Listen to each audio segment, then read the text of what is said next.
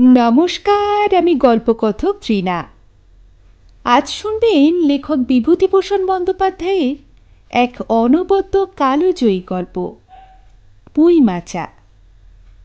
সে সময় বর্ণশ্রেষ্ঠ ব্রাহ্মণ সমাজ, তাই সমাজে শাসনভার পরিচালনার রাশও তাদের হাতেই। কিন্তু এই ব্রাহ্মণ সমাজের দৌরাত্ম্য ও নিপীড়ন একটা সময় সামাজিক অবক্ষয়ের চরমতম নিদর্শন হয়ে ওঠে। তারই এক দৃষ্টান্ত এই পুঁই মাচা গল্পটি। আসুন ফিরে দেখি সেই সমাজচিত্র। শুরু হচ্ছে আজকের গল্প।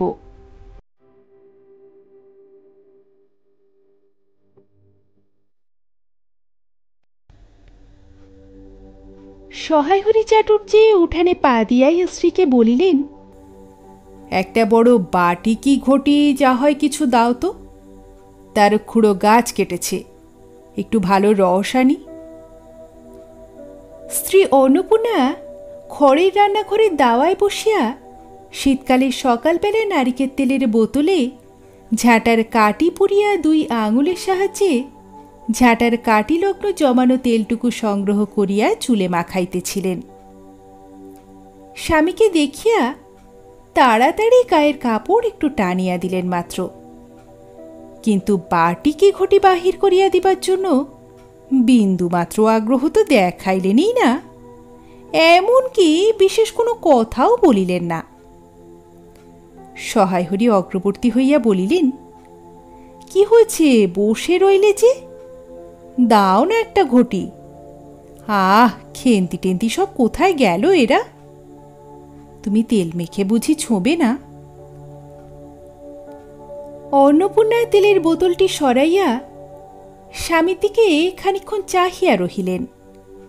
পরে অত্যন্ত শান্ত সুরে জিজ্ঞাসা করিলেন, তুমি মনে মনে কি ঠাউরেছ বলতে পারো?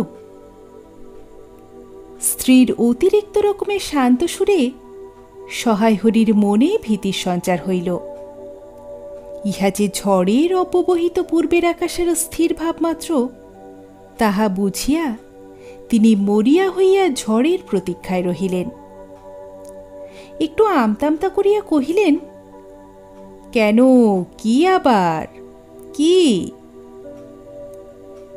অন্নপূর্ণা পূর্বাপেক্ষাও শান্ত সুরে জবাব দিলেন, দেখো, রঙ্গ করো না বলছি, ন্যাকামি করতে হয় অন্য সময় করো। তুমি কিছু জানো না কি খোঁজ রাখো না?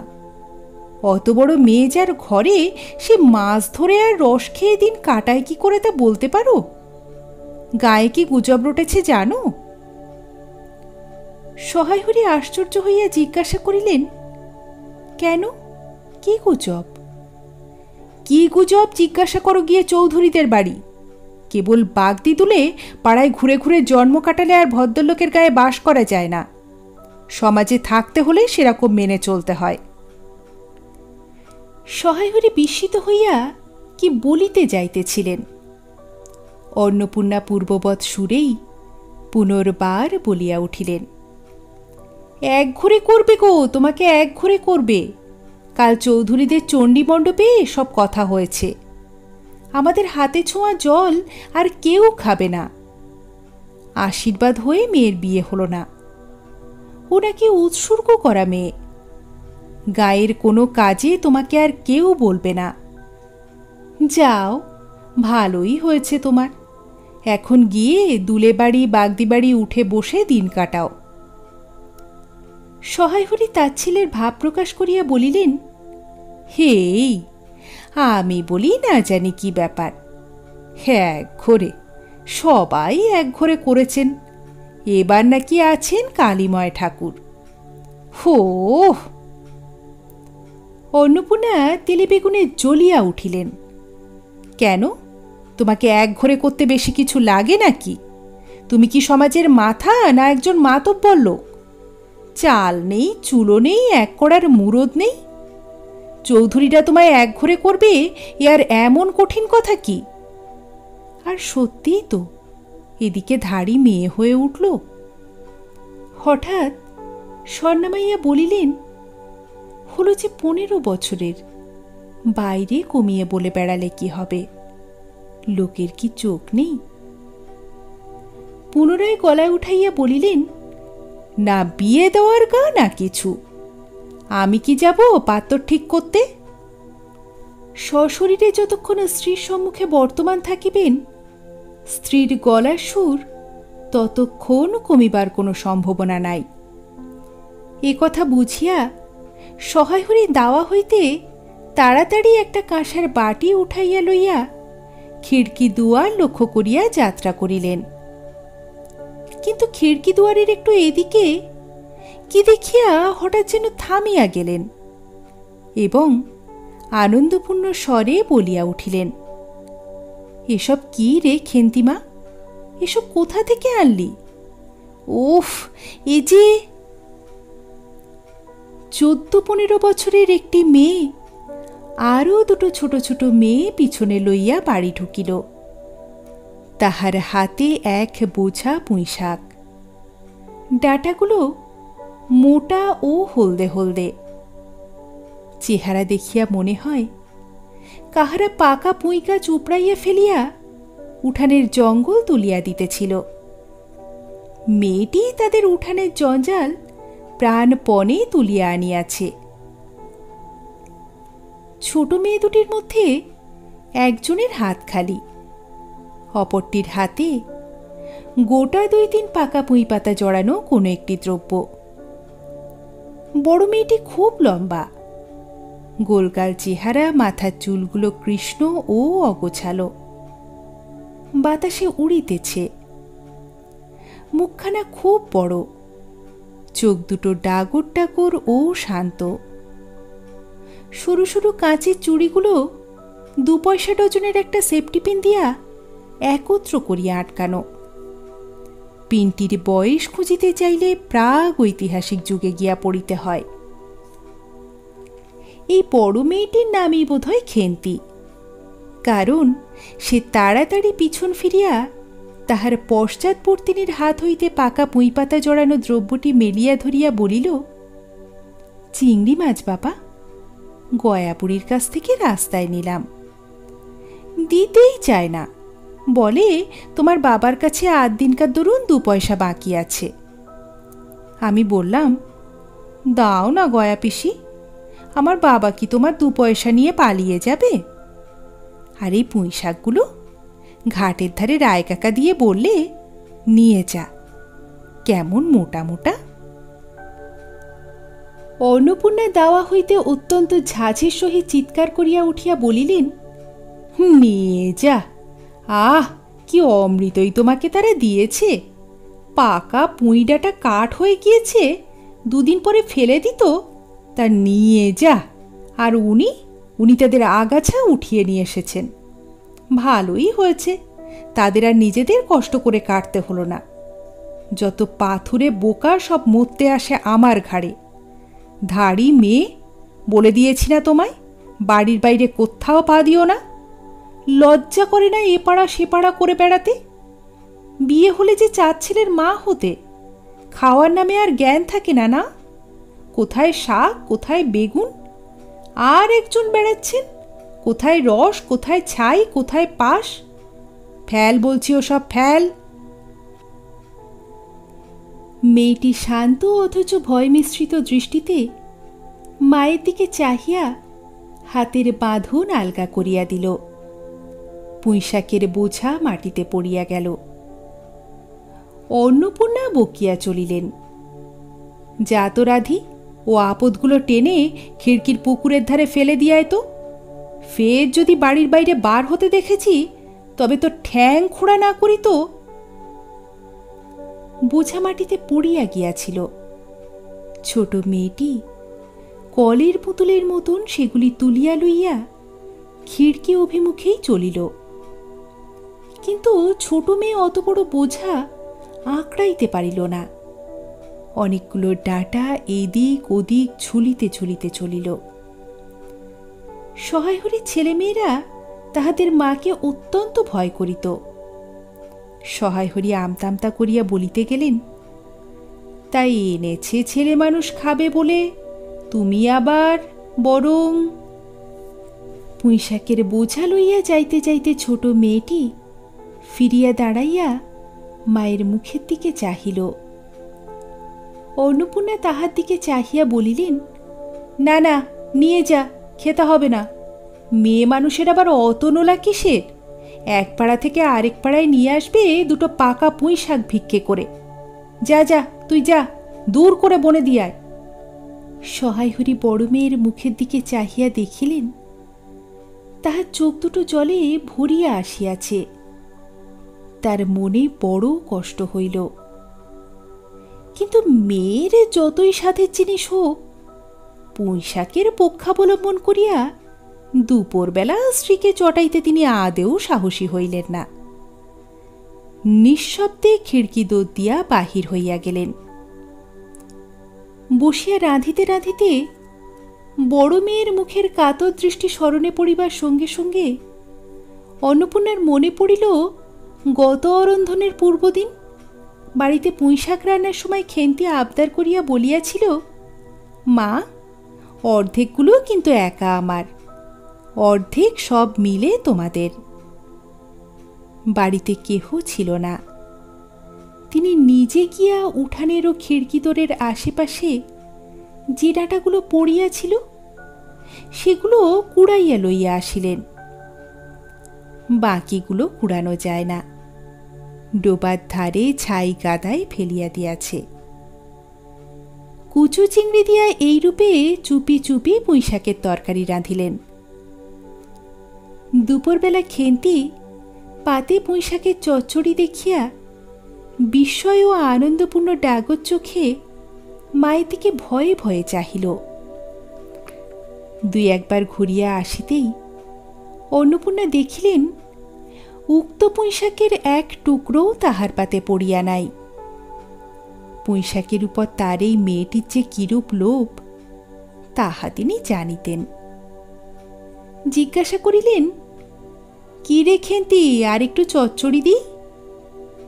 খেন্তি তৎক্ষণাৎ ঘাড় নাড়িয়া এ আনন্দজনক প্রস্তাব সমর্থন করিল। কিভাবে অন্নপূর্ণার চোখে জল আসিল। চাপিতে গিয়া তিনি চোখ উঁচু করিয়া চালের বাতায় গোঁজা ডালা হইতে শুকনো লঙ্কা পাড়িতে লাগিলেন।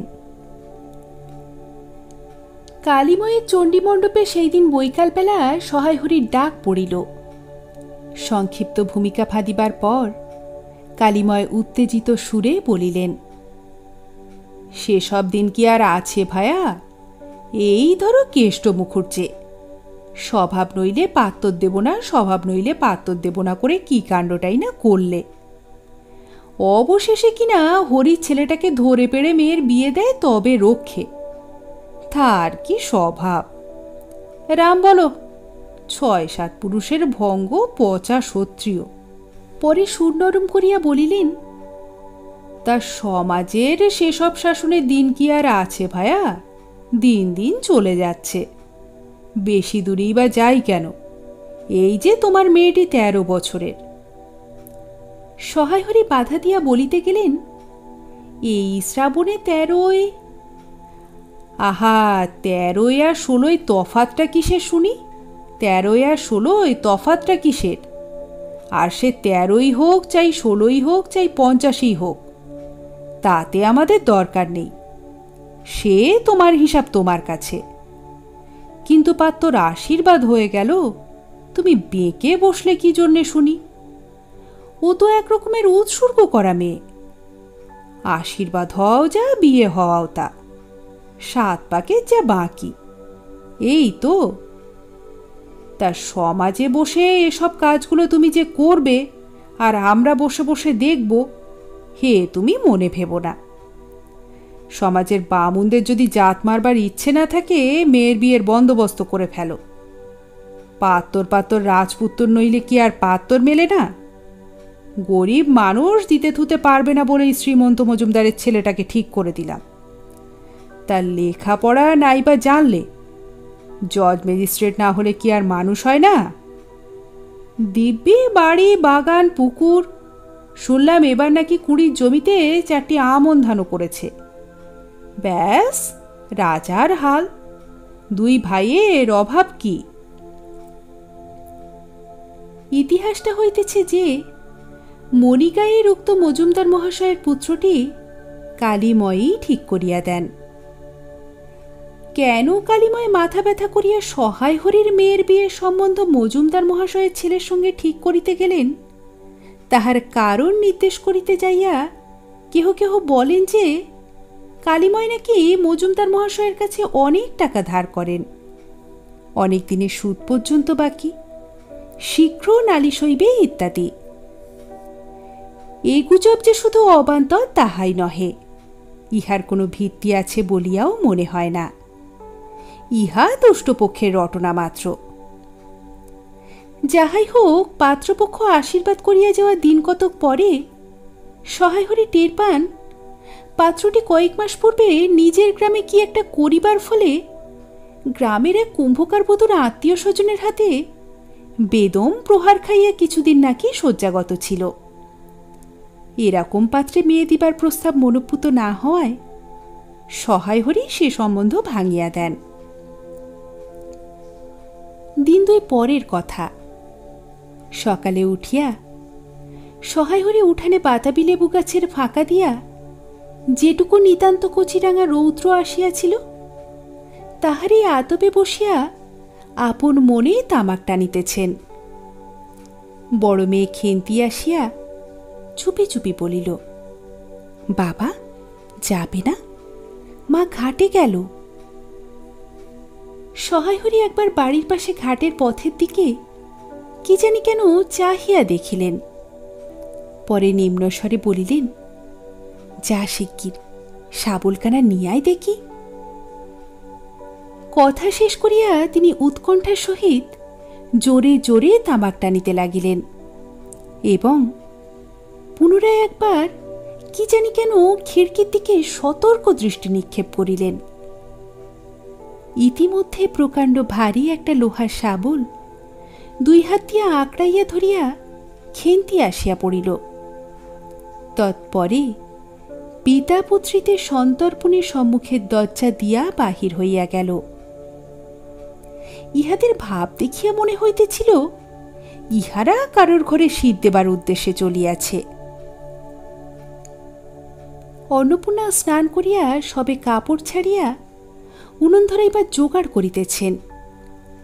এমন সময় মুখুজ্জে বাড়ির ছোট খুকি দুর্গা আসিয়া বলিল, খুড়িমা, মা বলে দিলে খুড়িমাকে গিয়ে বল মা ছোঁবে না, তুমি আমাদের নবান্নটা মেখে আর ইতুর ঘটগুলো বার করে দিয়ে আসবে। মুখুজ্জে বাড়ি ও পাড়ায় যাইবার পথের বাঁধারের এক জায়গায় শ্যাওড়া, বনভাট, রাংচিতা, বনচালতা এসব গাছের ঘন বন। শীতের সকালে এক প্রকার লতাপাতার ঘন গন্ধ বন হইতে বাহির হইতেছিল।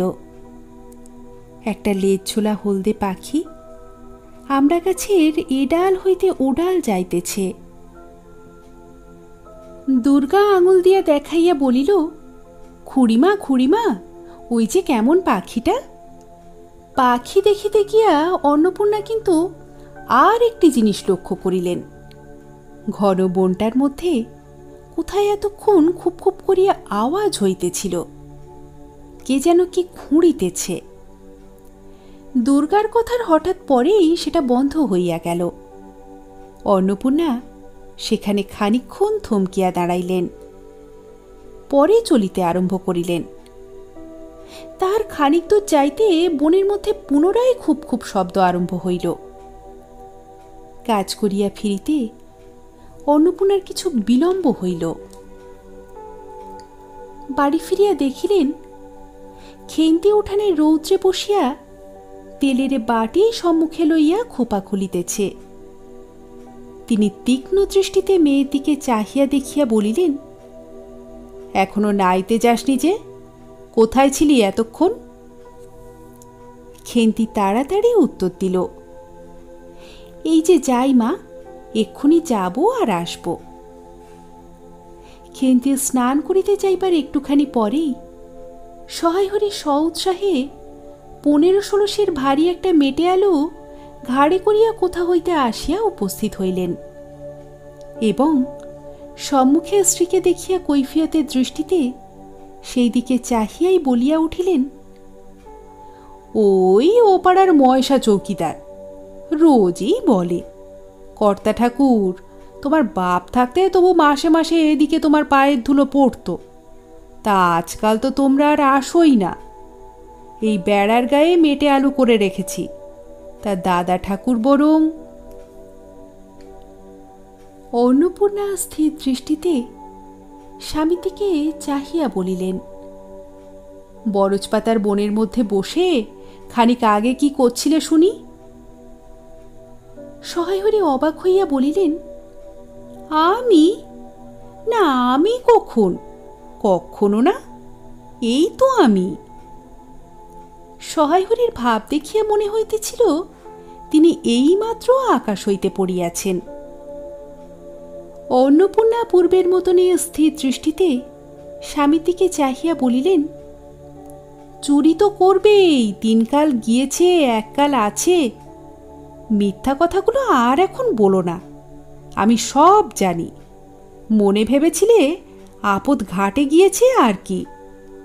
দুর্গার মা ডেকে পাঠিয়েছিল, ও পাড়ায় যাচ্ছি, শুনলাম বরজপাতার বনের মধ্যে কি সব খুব খুব শব্দ। তখনই বুঝতে পেরেছি, সাড়া পেয়ে শব্দ বন্ধ হয়ে গেল। যেই আবার খানিক দূর গেলাম, দেখি আবার সেই শব্দ। তোমার তো ইহকালও নেই, পরকালও নেই, চুরি করতে, ডাকাতি করতে, যা করতে ইচ্ছা হয় করো না, কিন্তু মেয়েটাকে আবার এর মধ্যে নিয়ে গিয়ে ওর মাথা খাওয়া কিসের জন্য শুনি?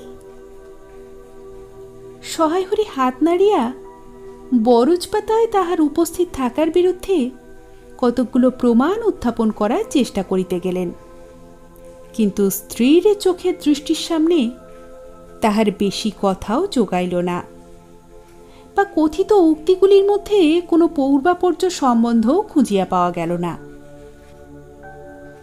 আধ ঘণ্টা পরে খেন্তি স্নান সারিয়া বাড়ি ঢুকিল। সম্মুখস্থ মেটে আলুটার দিকে একবার আর চোখে চাহিয়াই নিরীহ মুখে উঠানের আলনায় অত্যন্ত মনোযোগের সহিত কাপড় মেলিয়া দিতেছিল। অন্নপূর্ণা ডাকিলেন, খেন্তি, এদিকে একবার আয় তো, শুনে যা।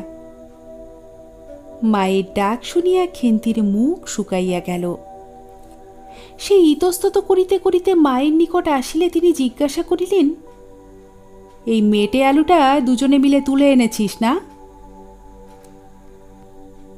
খেন্তি মায়ের মুখের দিকে একটুখানি চাহিয়া থাকিয়া একবার ভূপতিত মেটে আলুটার দিকে চাহিল, পরে পুনরায় মায়ের মুখের দিকে চাহিল এবং সঙ্গে সঙ্গে ক্ষিপ্র দৃষ্টিতে একবার বাড়ির সম্মুখস্থ বাঁশঝাড়ের মাথার দিকেও চাহিয়া লইল। তাহার কপালে বিন্দু বিন্দু ঘাম দেখা দিল, কিন্তু মুখ দিয়া কথা বাহির হইল না।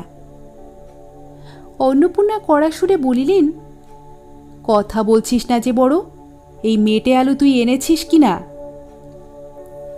খেন্তি বিপন্ন চোখে মায়ের দিকে চাহিয়াই ছিল, উত্তর দিল হ্যাঁ। অন্নপূর্ণা তেলে বেগুনে জ্বলিয়া উঠিলেন, বলিলেন, পাজি, আজ তোমার পিঠে আমি আস্ত কাঠের চেলা ভাঙব, তবে ছাড়ব। বরজপাতার বনের মধ্যে গিয়েছে মেটে আলু চুরি করতে। সমস্ত মেয়ে যুগ্গি হয়ে গেছে কোন কালে, সেই এক গলা বিজন বন, যার মধ্যে দিন দুপুরে বাঘ লুকিয়ে থাকে, তার মধ্যে থেকে পরের আলু তুলে নিয়ে এলে। যদি গোসাইরা চৌকিদার ডেকে তোমায় ধরিয়ে দেয়, তোমার কোন শ্বশুর এসে তোমাকে বাঁচাতো? আমার জোটে খাবো না জোটে না খাবো, তা বলে পরের জিনিসে হাত? এ মেয়ে নিয়ে আমি কি করব মা? 2-3 দিন পরে একদিন বৈকালে ধুলোমাটি মাখা হাতে খেন্তি মাকে আসিয়া বলিল, মা মা, দেখবে এসো। অন্নপূর্ণা গিয়া দেখিলেন, ভাঙা পাঁচিলের ধারে যে ছোট খোলা জমিতে কতকগুলো পাথরকুচি ও কণ্টককারী জঙ্গল হইয়াছিল, খেন্তি ছোট বোনটিকে লইয়া সেখানে মহা উৎসাহে তরকারির অওলাদ করিবার আয়োজন করিতেছে এবং ভবিষ্য সম্ভাবী নানাবিধ কাল্পনিক ফলমূলের অগ্রদূত স্বরূপ বর্তমানে কেবল একটিমাত্র শীর্ণকায় পুঁইশাকের চারা কাপড়ের ফালির গ্রন্থিবন্ধ হইয়া ফাঁসি হইয়া যাওয়া আসামির মতন ঊর্ধ্বমুখে একখণ্ড শুষ্ক কঞ্চির গায়ে ঝুলিয়া রহিয়াছে। ফলমূলাদি অবশিষ্টগুলি আপাতত তাহার এই বড় মেয়ের মস্তিষ্কের মধ্যেই অবস্থিতি করিতেছে, দিনের আলোয় এখনো বাহির হয় নাই। অন্নপূর্ণা হাসিয়া বলিলেন, দূর পাগলি, এখন পুঁইশাকের ডাঁটা পুঁতে কখনো? বর্ষাকালে পুঁততে হয়, এখন যে জল না পেয়ে মরে যাবে। খেন্তি বলিল, কেন? আমি রোজ জল ঢালব। অন্নপূর্ণা বলিলেন, দেখ, হয়তো বেঁচে যেতেও পারে। আজকাল রাতে খুব শিশির হয়, খুব শীত পড়িয়াছে। সকালে উঠিয়া সহায়হরি দেখিলেন তার দুই ছোট মেয়ে দোলায় গায়ে বাঁধিয়া রোদ উঠিবার প্রত্যাশায় উঠানের কাঁঠাল তলায় দাঁড়াইয়া আছে। একটা ভাঙা ঝুড়ি করিয়া খেন্তি শীতে কাঁপিতে কাঁপিতে মুখুর্য বাড়ি হইতে গোবর কুড়াইয়া আনিল। সহায়হরি বলিলেন, হ্যাঁ মা খেন্তি, তা সকালে উঠে জামাটা গায়ে দিতে তোর কি হয়?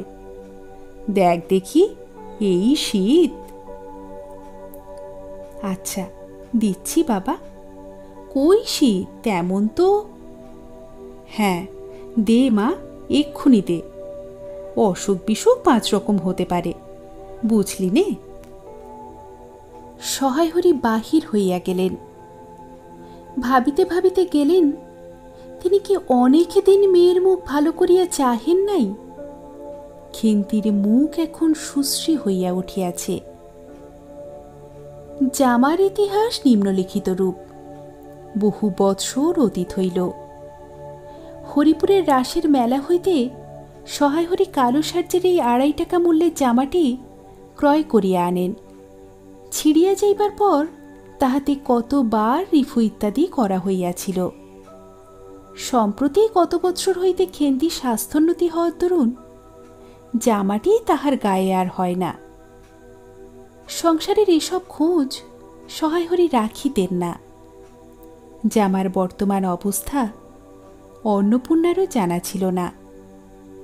খেন্তির নিজস্ব ভাঙা তোরঙ্গের মধ্যে উহা থাকিত। পৌষ সংক্রান্তি। সন্ধ্যাবেলা অন্নপূর্ণা একটা কাঁসিতে চালের গুঁড়া, ময়দা ও গুড় দিয়া চটকাইতেছিলেন। একটা ছোট বাটিতে 1 বাটি তেল। খেন্তি কুড়ুনির নিচে একটা কলার পাত পাড়িয়া 1 থালা নারিকেল করিতেছে। অন্নপূর্ণা প্রথমে খেন্তি সাহায্য লইতে স্বীকৃত হন নাই, কারণ সে যেখানে সেখানে বসে বনে বাদারে ঘুরিয়া ফেরে। তাহার কাপড় চোপড় শাস্ত্রসম্মত সূচি নহে। অবশেষে খেন্তি নিতান্ত ধরিয়া পড়ায় হাত পা ধোয়াইয়া ও শুষ্ক কাপড় পরাইয়া তাহাকে বর্তমান পদে নিযুক্ত করিয়াছেন। ময়দার গোলা মাখা শেষ হইলে অন্নপূর্ণা উনুনে খোলা চাপাইতে যাইতেছেন। ছোট মেয়ে রাধি হঠাৎ ডান হাতখানা পাতিয়া বলিল, মা, ওই একটু। অন্নপূর্ণা বড় গামলা হইতে একটুখানি গোলা তুলিয়া লইয়া হাতের আঙুল 5টির দ্বারা একটি বিশেষ মুদ্রা রচনা করিয়া সেটুকু রাধির প্রসারিত হাতের উপর দিলেন। মেজ মেয়ে পুঁটি অমনি ডান হাতখানা কাপড়ে তাড়াতাড়ি মুছিয়া লইয়া মায়ের সামনে পাতিয়া বলিল, মা, আমায় একটু। খেন্তি সূচিবস্ত্রে নারিকেল করিতে করিতে লুব্ধ নেত্রে মধ্যে মধ্যে এদিকে চাহিতেছিল। এই সময় খাইতে চাওয়ায় মা পাছে বকে, সেই ভয়ে সে চুপ করিয়া রহিল। অন্নপূর্ণা বলিলেন, দেখি নিয়ে আয় খেন্তি ওই নারকেলের মালাটা, ওতে তোর জন্য একটু রাখি। খেন্তি ক্ষিপ্র হস্তে নারকেলের উপরের মালাখানা, যাহাতে ফুটা নাই, সেইখানা সরাইয়া দিল। অন্নপূর্ণা তাহাতে একটু বেশি করিয়াই গোলা ঢালিয়া দিলেন। মেজ মেয়ে পুঁটি বলিল, জ্যাঠাইমারা অনেকখানি দুধ নিয়েছে, রাঙা দিদি ক্ষীর তৈরি করেছিল, ওদের অনেক রকম হবে। খেন্তি মুখ তুলিয়া বলিল, এ বেলা আবার হবে নাকি? ওরা তো ও বেলায় ব্রাহ্মণ নিমন্ত্রণ করেছিল, সুরেশ কাকাকে আর ও পাড়ার তিনুর বাবাকে। ও বেলা তো পায়েস, ঝোলপুলি, মুক্তোক্তি এই সব হয়েছে। পুঁটি জিজ্ঞাসা করিল, হ্যাঁ মা, ক্ষীর নইলে নাকি পাটিসাপটা হয় না? খেদি বলছিল। ক্ষীরের পুর না হলে কি আর পাটিসাপটা হয়? আমি বললাম, কেন? আমার মা তো শুধু নারকেলের ছাই দিয়েই করে, সে তো কেমন ভালো লাগে। অন্নপূর্ণা বেগুনের বোঁটায় একটুখানি তেল লইয়া খোলায় মাখাইতে মাখাইতে এ প্রশ্নের সদুত্তর খুঁজিতে লাগিলেন। খেন্তি বলিল, খেদির ওই সব কথা। খেদির মা তো ভারী পিঠে করে কিনা? ক্ষীরের পুর দিয়ে ঘিয়ে ভাজলেই কি আর পিঠে হলো? সেদিন জামাই এলে ওদের বাড়িতে দেখতে গেলুম কিনা, তাই খুড়িমা দুখানা পাটিসাপটা খেতে দিলে। ওমা, কেমন একটা ধরা ধরা গন্ধ! আর পিঠেতে কখনো গন্ধ পাওয়া যায়? পাটিসাপটা ক্ষীর দিলে ছাই খেতে হয়। বেপরোয়াভাবে উপরোক্ত উক্তি শেষ করিয়া খেন্তি মায়ের চোখের দিকে চাহিয়া জিজ্ঞাসা করিল, মা, নারকেল কোড়া একটু নেব?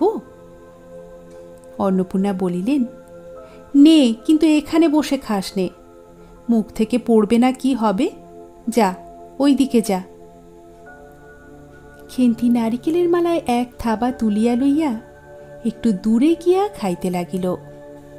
মুখ যদি মনের দর্পণ স্বরূপ হয়, তবে খেন্তির মুখ দেখিয়া সন্দেহের কোনো অবকাশ থাকিত না যে সে অত্যন্ত মানসিক তৃপ্তি অনুভব করিতেছে।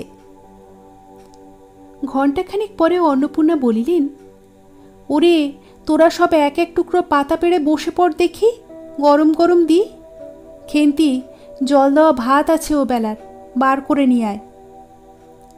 খেন্তির নিকট অন্নপূর্ণার এ প্রস্তাব মনোপুত হইল না, তাহা তার মুখ দেখিয়াই বোঝা গেল। পুঁটি বলিল, মা, বড়দি পিঠেই খাক, ভালোবাসে। ভাত বরং থাকুক, আমরা কাল সকালে খাব। খান কয়েক খাইবার পরেই মেজ মেয়ে পুঁটি আর খাইতে চাহিল না। সে নাকি অধিক মিষ্টি খাইতে পারে না। সকলের খাওয়া শেষ হইয়া গেলেও খেন্তি তখনও খাইতেছে। সে মুখ বুজিয়া শান্তভাবে খায়, বড় একটা কথা কহে না। অন্নপূর্ণা দেখিলেন সে কম করিয়াও 18-19 খানা খাইয়াছে। জিজ্ঞাসা করিলেন, খেন্তি, আর নিবি? খেন্তি খাইতে খাইতে শান্তভাবে সম্মতিসূচক ঘাড় নাড়িল। অন্নপূর্ণা তাহাকে আরও খান কয়েক দিলেন। খেন্তির মুখ চোখ কিসৎ উজ্জ্বল দেখাইল। হাসি ভরা চোখে মায়ের দিকে চাহিয়া বলিল, বেশ খেতে হয়েছে মা, ওই যে তুমি কেমন ফেলিয়ে নাও না, ওতেই কিন্তু। সে পুনরায় খাইতে লাগিল। অন্নপূর্ণা হাতা খুন্তি চুলি তুলিতে তুলিতে সস্নেহে তার এই শান্ত নিরীহ একটু অধিক মাত্রায় ভোজনপটু মেয়েটির দিকে চাহিয়া রহিলেন। মনে মনে ভাবিলেন, খেন্তি আমার যার ঘরে যাবে তাদের অনেক সুখ দেবে। এমন ভালো মানুষ, কাজে কর্মে বকো, মারো, গাল দাও, টু শব্দটিও মুখে নেই। উঁচু কথা কেউ কখনো শোনেনি।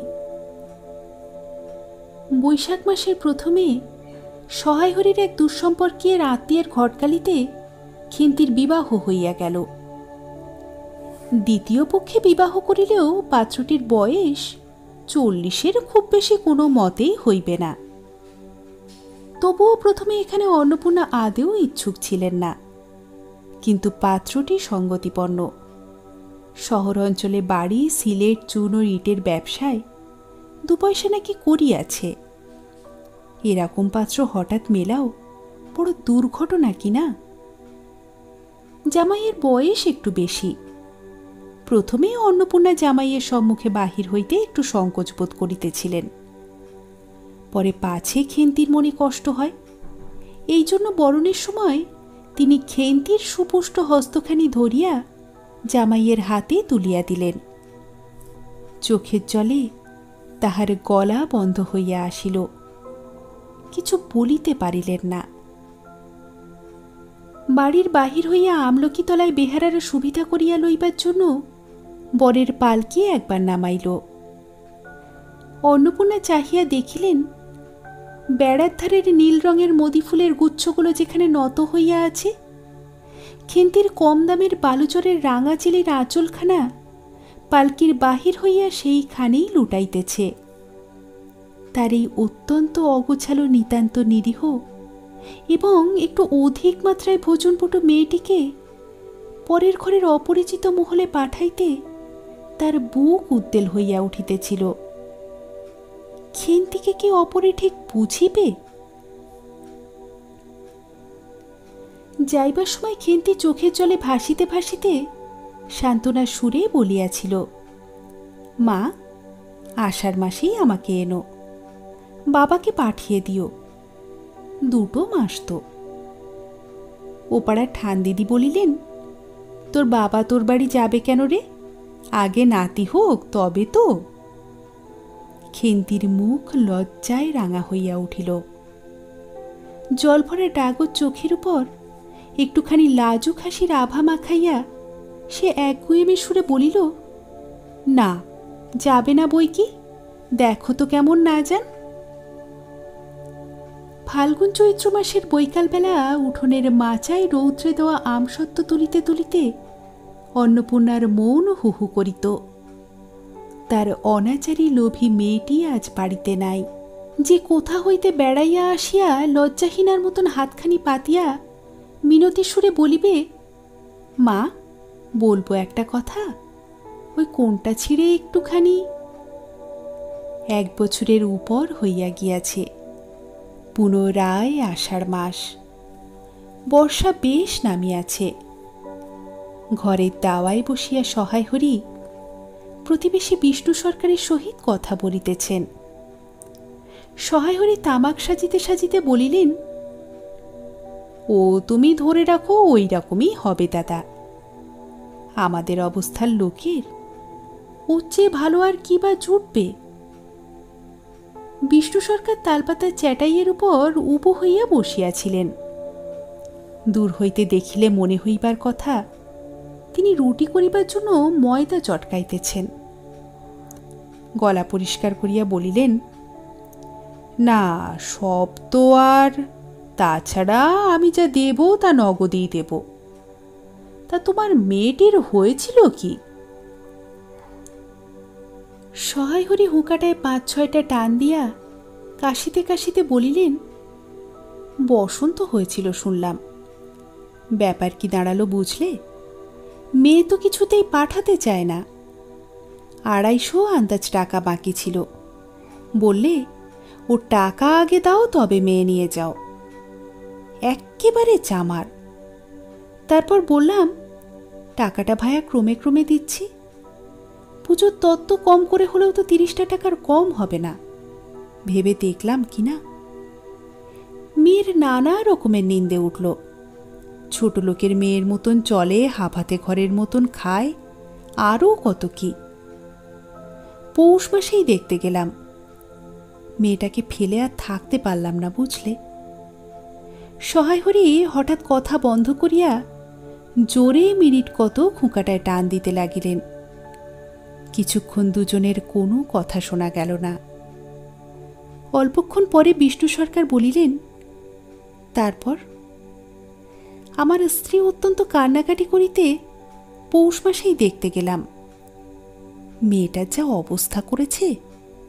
শাশুড়িটা শুনিয়ে শুনিয়ে বলতে লাগলো, না জেনে শুনে ছোট লোকের সঙ্গে কুটুম্বিতে করলে এরকমই হয়, যেমনি মেয়ে তেমনি বাপ। পৌষ মাসের দিনে মেয়ে দেখতে এলেন, তাও আবার শুধু হাতে। পরে বিষ্ণু সরকারের দিকে চাহিয়া বলিলেন, বলি আমরা ছোট লোক কি বড় লোক, তোমার তো সরকার খুঁড়ো জানতে বাকি নেই। বলি পরমেশ্বর চাটুর্যের নামে নীলকুচির আমলে এ অঞ্চলে বাঘে গরুতে এক ঘাটে জল খেয়েছে। আজই না হয় আমি প্রাচীন। আভিজাত্যের গৌরবে সহায় হরি শুষ্ক স্বরে হাহা করিয়া খানিকটা শুষ্ক হাস্য করিলেন।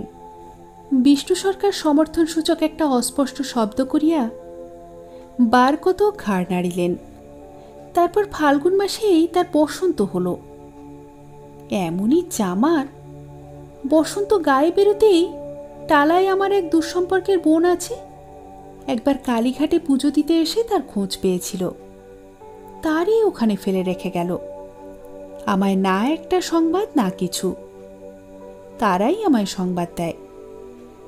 তা আমি গিয়ে দেখতে পাওনি?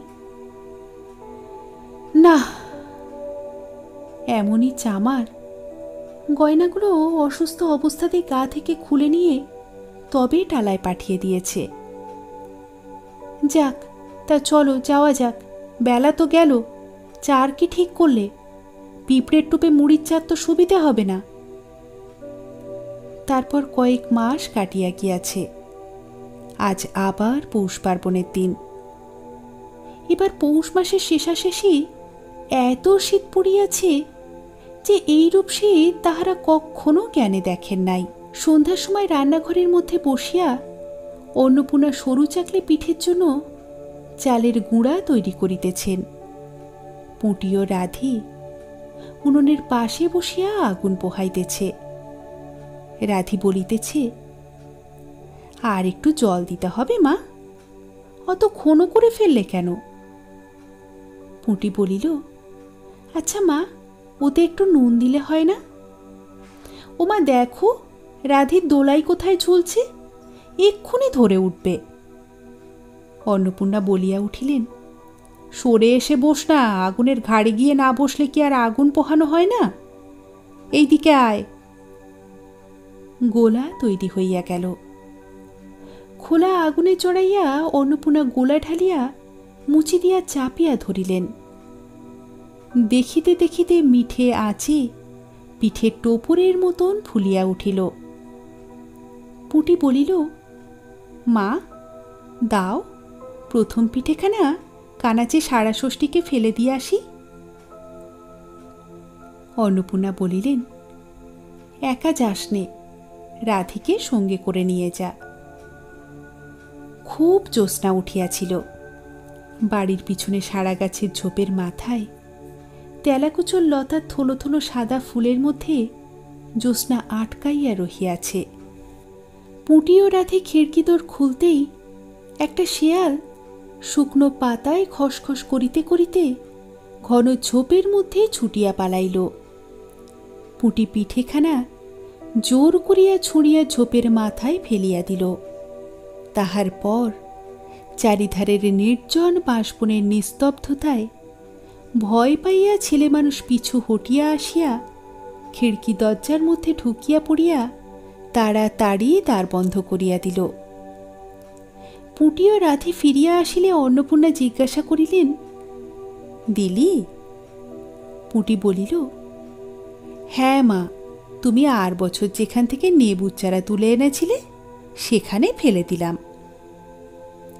তারপর সে রাত্রে অনেকক্ষণ কাটিয়া গেল। পিঠে করা প্রায় শেষ হইয়া আসিয়াছে। রাতও তখন খুব বেশি। জ্যোৎস্নার আলোয় বাড়ির পিছনের বনে অনেকক্ষণ ধরিয়া একটা কাঠঠোকরা পাখি ঠকর ঠকর শব্দ করিতেছিল। তাহার স্বরটাও যেন ক্রমে তন্দ্রালু হইয়া পড়িতেছে। দুই বোনের খাইবার জন্য কলার পাতা চিরিতে চিরিতে পুঁটি অন্যমনস্কভাবে হঠাৎ বলিয়া উঠিল, দিদি বড় ভালোবাসত। তিনজনেই খানিকক্ষণ নির্বাক হইয়া বসিয়া রহিল। তাহার পর তাহাদের তিনজনের দৃষ্টি কেমন করিয়া আপনা আপনি উঠানের এক কোণায় আবদ্ধ হইয়া পড়িল। সেখানে বাড়ির সেই লোভী মেয়েটির লোভের স্মৃতি পাতায় পাতায় শিরায় শিরায় জড়াইয়া তাহার কত সাধের নিজের হাতে পোঁতা পুঁই গাছের মাচা জুড়িয়া বাড়িয়া উঠিয়াছে। বর্ষার জল ও কার্তিক মাসের শিশির লইয়া কচি কচি সবুজ ডগাগুলো মাচাতে সব ধরে নাই, মাচা হইতে বাহির হইয়া দুলিতেছে। সুপুষ্ট নধর ও ক্রমবর্ধমান জীবনের লাবণ্যে ভরপুর।